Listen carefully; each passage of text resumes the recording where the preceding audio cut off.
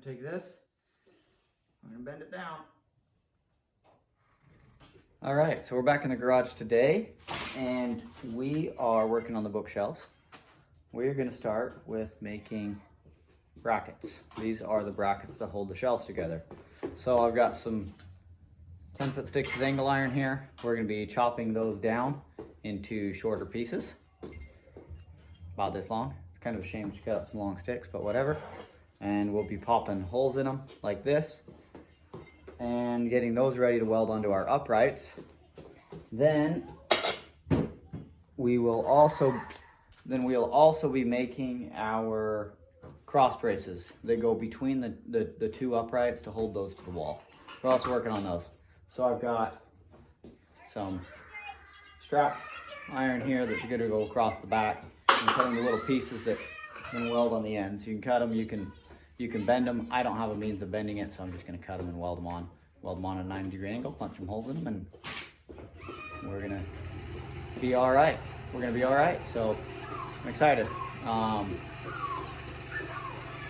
Neighbors are making a lot of noise. But yeah, we're gonna get going on it.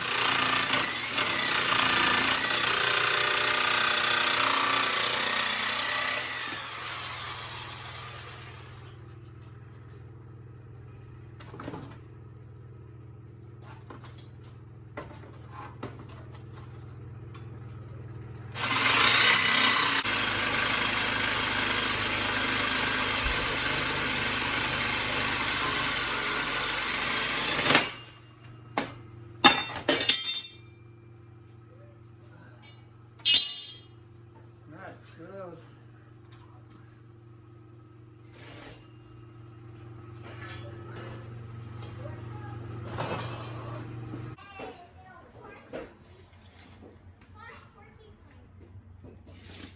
Now moving on to the angle iron.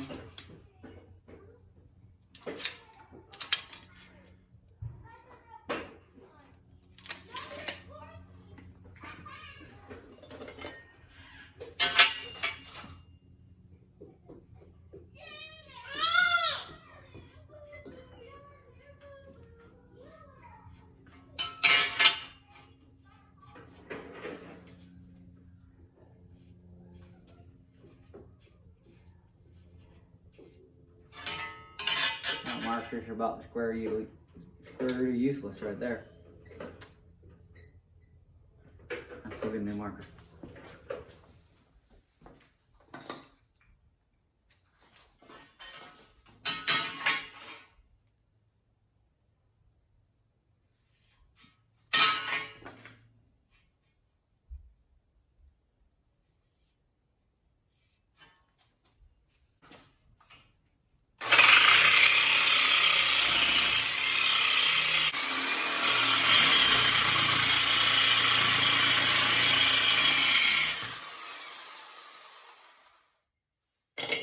So we got all the little pieces cut out.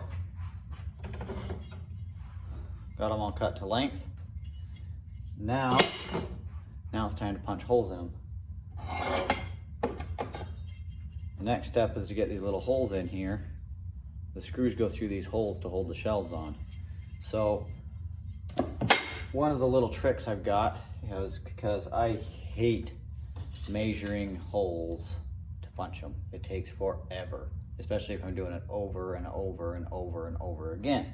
So what I did as part of the prints is this template. This is a 1-to-1 scale template with the hole location marked on it. So you take a pair of scissors, you cut it out, and then I'll show you here just a second. You take and you place the template. Here, show you that. You take the template, you place it on top of your steel, and that shows you where to center punch. Take your center punch, put it there, give it a whack. Make sure the other end's lined up, which for some reason my scaling was off on that. So take it there, whack it. That's a good way to make sure all your holes are in the same place. So we're gonna go through and center punch all these holes and take them over to the drill press and then drill all the holes. So that'll give us the rest of the shelf pieces, the horizontal pieces, that go on our uprights. Once we get these done, then we can get another stick of steel for the uprights, and we can start making uprights.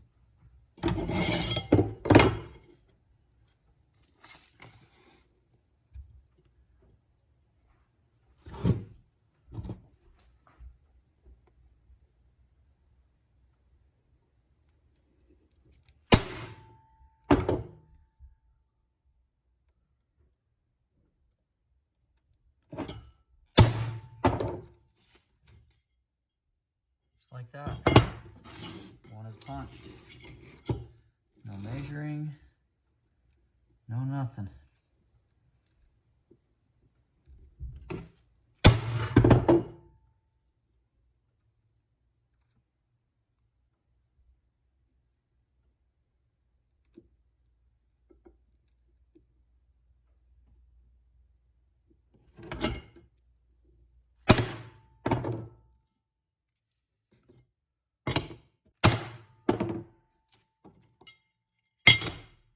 Just like that, they're punched.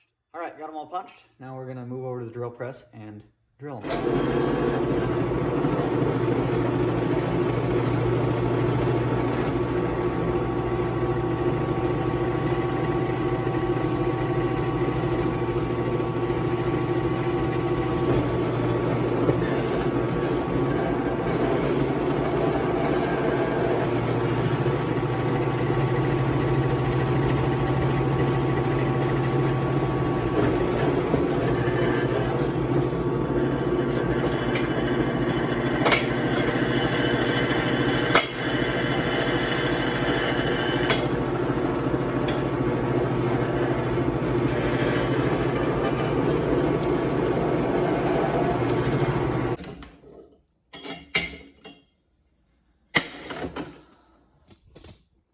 All right, so we got them all punched out.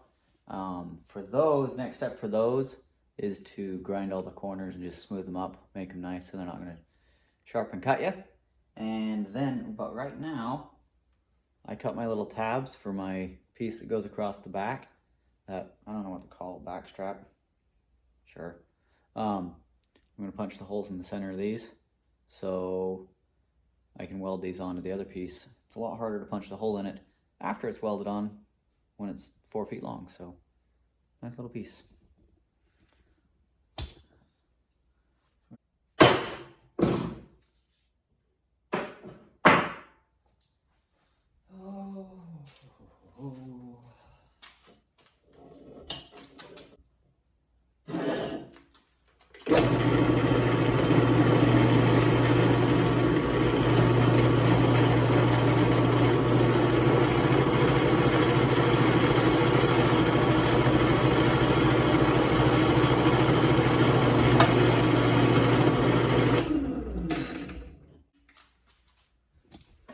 All right, got them all drilled. All 4 of them are drilled. So now we're gonna go through and clean everything up, and then move on to building the uprights. We might be done on this for tonight, but we'll probably come back again tomorrow and start building the uprights, show you how I cut the corners and get the bend in it and everything like that. So yeah, well, keep moving through it. So that's where we're at.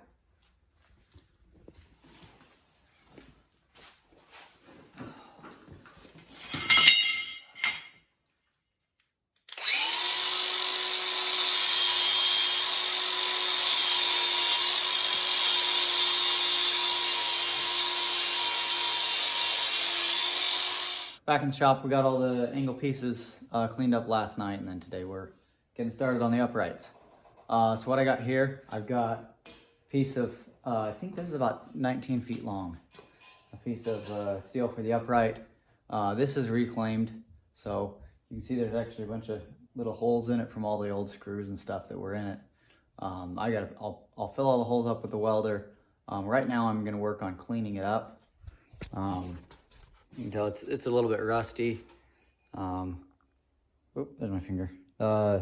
See, there's some holes in it here. There's actually also some holes on side of it too. So I got a grinder with a wire wheel on it. So I'm gonna go through and wire wheel the whole thing, kind of get it semi-prepped for paint, because after I weld the angles on it, it's gonna be really hard to prep for paint. So I'm gonna go through and clean it all up, make it easier to mark on and to work with. So we'll go through that.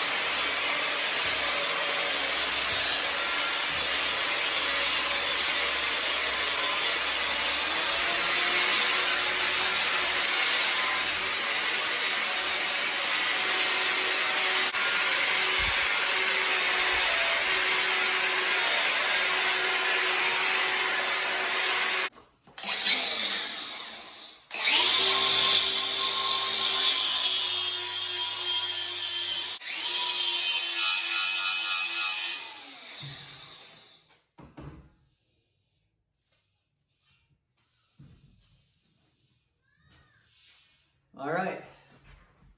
All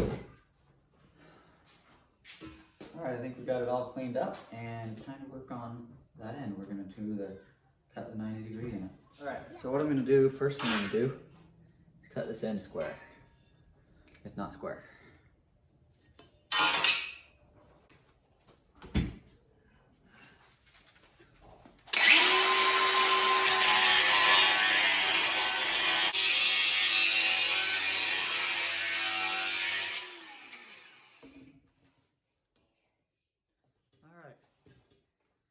Cut the end square. Now we're going to measure back and cut our V-notch in this so we can bend this down 90 degrees.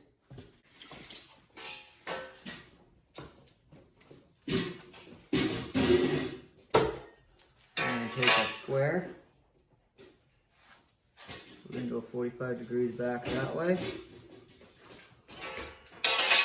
From our point, we're going to go 45 degrees back this way from our point. And we're going to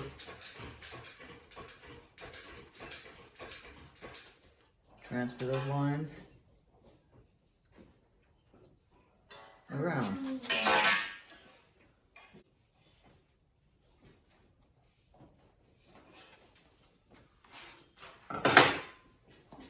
All right, so we marked on here where we're cutting it out. I'm going to slice it out.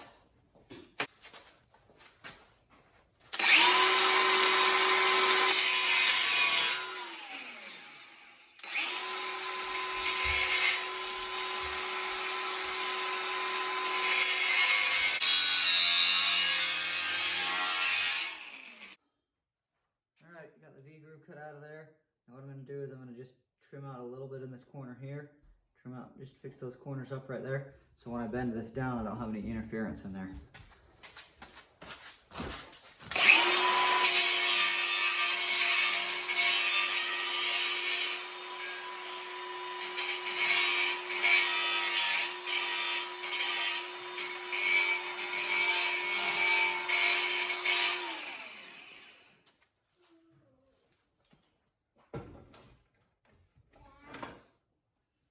Alright, now we're going to take this, I'm going to bend it down.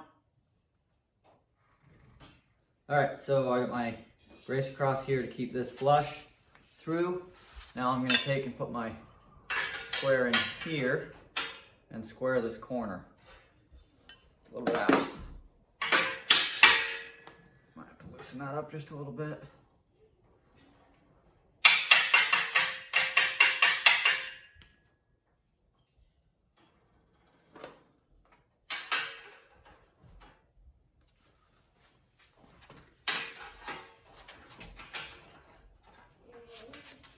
Just a little bit too far. Back that off. It's too much.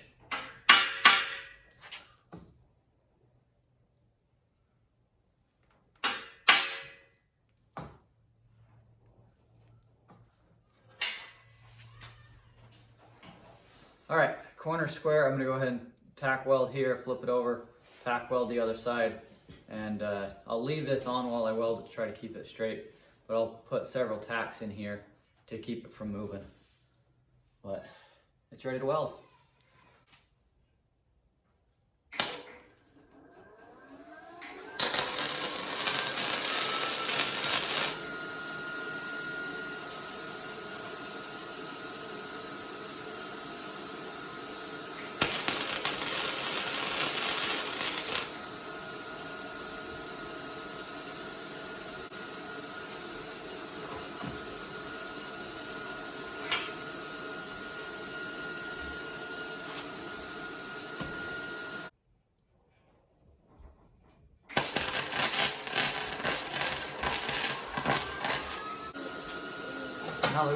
Now that we got it tacked, we are going to check for square again.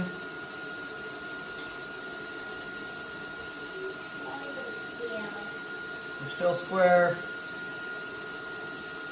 So we're still tight there. We're still tight in there. So we're good to go ahead and weld it out. So we'll probably put another tack in the center on this side, and probably weld the other side and then weld this side. So just a little bit of back and forth just to make sure it doesn't move. Well, I got it here. I'll probably just fill that hole.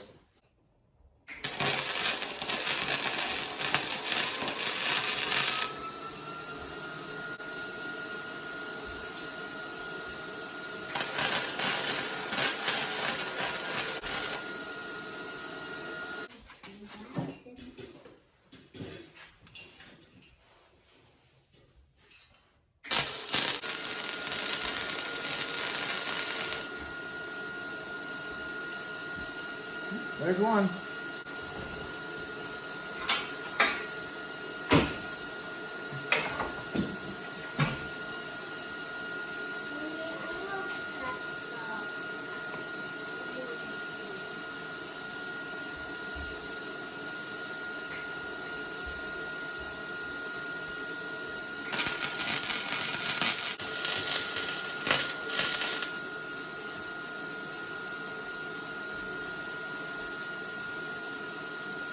All right, we'll weld it up. We're gonna chip some of the slag off of that and see how it looks, and then we'll grind it all out and make it so it's nice and clean.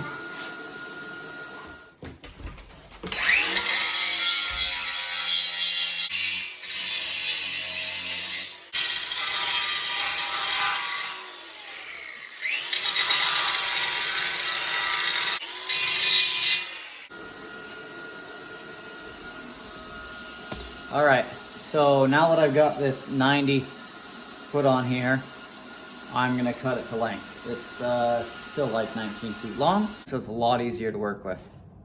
So yeah, the kind of the goal here with this, I don't know if you can see that. There we go. The goal with this corner right here is I kind of want to make it look as if there's not even a seam there at all, as if it's all one piece. So I welded it out really good, and then I ground it out. I'm gonna take the finer grinder wheel and grind it out as well. So after it's painted there, you can't even tell there's anything been done to it. So that's what I'm going for. And you can also see down it that I patched all the holes. So we're gonna cut it to length and then go from there.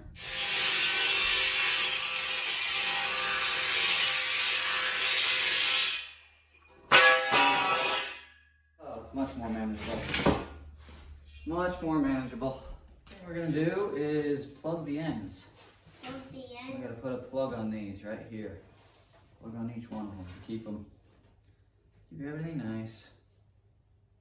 Let's cut a piece.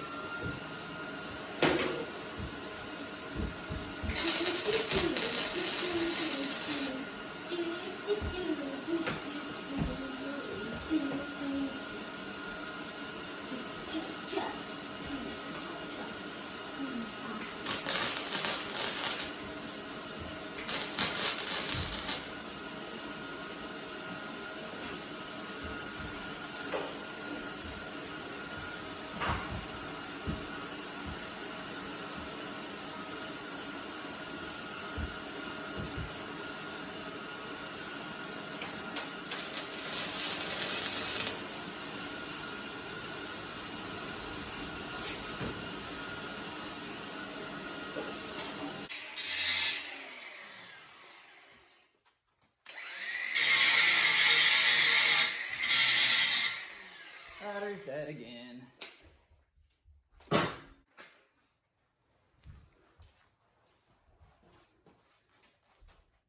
I love these battery powered grinders. They go through batteries fast. Okay, so we got the end of the tube here capped. Show you what that looks like. So ground out all the welds. So now when it's all painted up, you won't even be able to tell that there's a cap on it. Same thing with my my corner weld there, so I'm excited. I like the way that turned out. Now I'm gonna go to the other end and do a cap on the other end.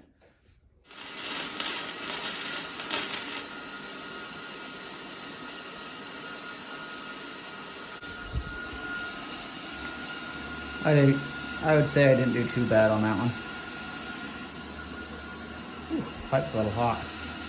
That one's not the greatest. I popped a hole through that because it's pretty thin metal. It's not terrible. Bit of splatter, but that's what you get with flux core. So yeah, the welds don't look too bad. So we'll get them all ground out and that end will look perfect. All right, so the next step is going to be to put on our shelf brackets.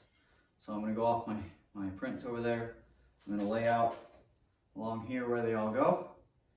And then we'll lay them on there like that and weld them on all the way up. This post can be done, this post can be either one of the double-sided posts or a left-hand post or a right-hand post. The post is the same on all of them. It just matters where you weld the brackets on. I'll probably make this a double-sided just for the fun of it. So yeah, lay it out and weld them on. That's where I'm at.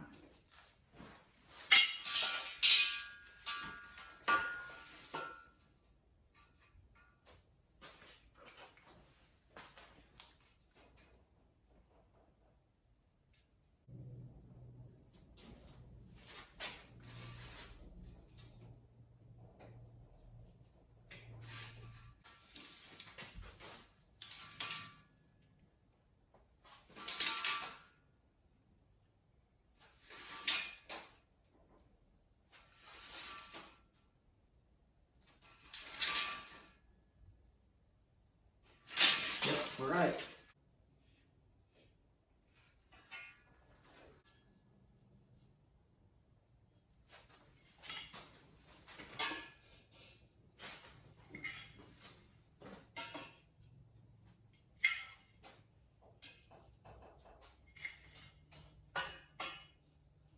Going like that. Holes go towards the bottom because your board sets in here.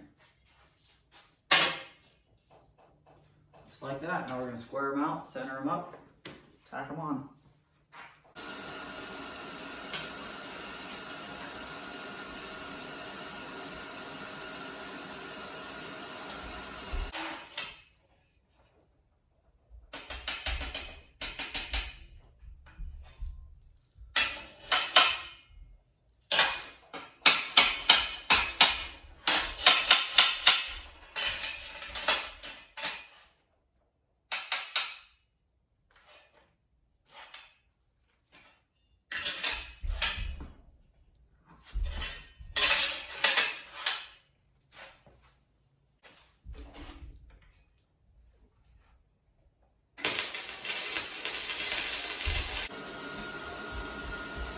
All right, so that side is all tacked on. I'll flip it over and I'm gonna tack the other side on so that I can make sure these are level all the way across from one side to the other.